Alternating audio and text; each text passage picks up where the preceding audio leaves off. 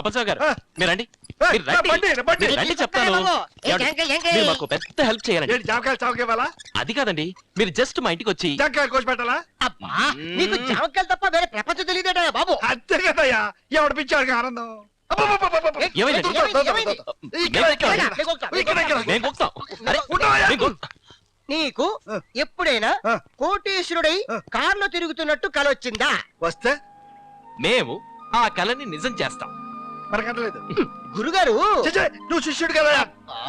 పెద్ద ఆయన అంటాను. అమ్మయ్య మీరు మా వాడికి తండ్రిగా నటించాలి. ఉమ్, అంటే మళ్ళీ నటించాలా? యా ఓర్ని, నేను చిన్నప్పటి నుంచి వేషాలు వేసి వేసి ఇక వద్దురా బాబా అనుకుంటుంటే నువ్వేంటయ్యా నాకు మళ్ళీ కొత్త వేషం తగిలిస్తావు.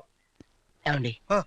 ఒకప్పుడు ఇవిడు బాగా బతికినోడండి. అవును, అట్టగే కనిపిస్తాడు బుల్లోడు. ఇప్పుడు బజార్న పడిపోయాడండి. ఏ కేబీ ఎక్స్పోర్ట్స్ లిమిటెడ్ అని పెద్ద కంపెనీ సార్. ఆ. అది వీళ్ళదే సార్. ఆ, వీళ్ళు బిజినెస్ ని కొంతమంది చీటింగ్ చేశారు. ఆ. కంపెనీ మైండప్ అయిపోయింది. దాని ఆడిటర్స్ ని మేనేజర్స్ ని 2 lakhs ఇచ్చి మేనేజ్ చేసి వాళ్ళ గార్మెంట్స్ ఆఫ్ చేసి మన గార్మెంట్స్ మార్కెటింగ్ చేశాను సార్. అందువల్ల మన నెట్ ప్రాఫిట్ 1 crore